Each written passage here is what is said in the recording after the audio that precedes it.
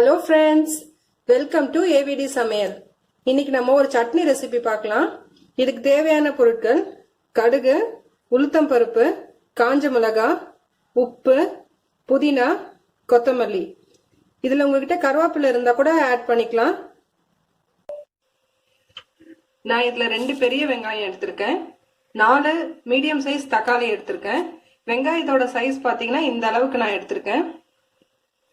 சின்னதா இருந்ததுன்னா நீங்க 4 வெங்காயம் கூட இதுல சேர்த்துக்கலாம். இப்போ ஒரு அகலமான பாத்திரத்தை எடுத்துக்கலாம். இதுல நான் ஒரு 3 கரண்டி எண்ணெய் விட்டுக்கிறேன்.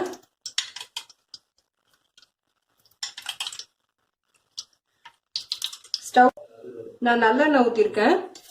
இந்த சட்னிக்கு இந்த கடுகு வெடிச்சோடனே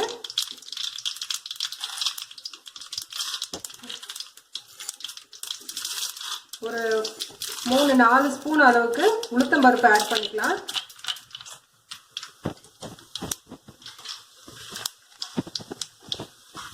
இல்லை காஞ்ச மிளகாய் ஆட் பண்ணிக்கலாம்.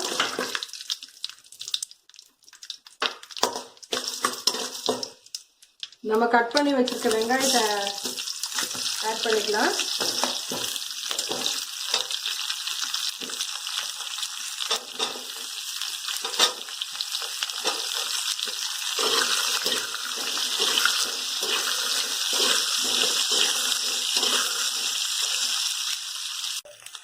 இதில் நான் ஒரு 10-12 காஞ்ச மிளகாய் சேர்த்துருக்கேன்.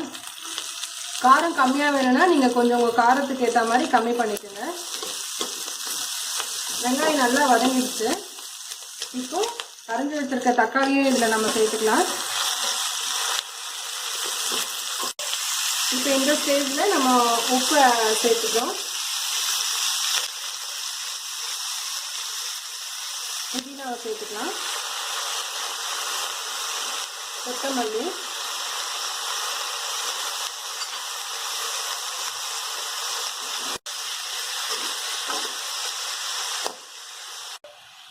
இப்போ இதெல்லாம் சேர்ந்த மாதிரி நல்லா வதங்கணும்.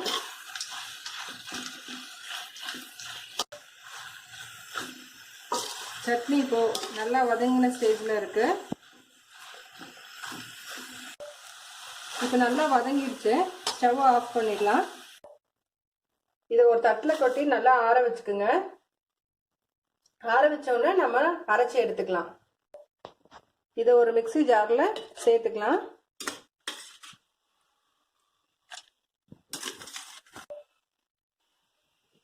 இப்போ இதை அரைச்சி எடுத்துக்கலாம்.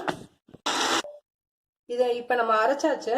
இது நல்லா கெட்டியா இருக்கு. தேவைப்பட்டா நம்ம கொஞ்சமா தண்ணி சேர்த்துக்கலாம். இப்போ நம்மளுடைய சுவையான வெங்காய சட்னி ரெடி ஆயிடுச்சு.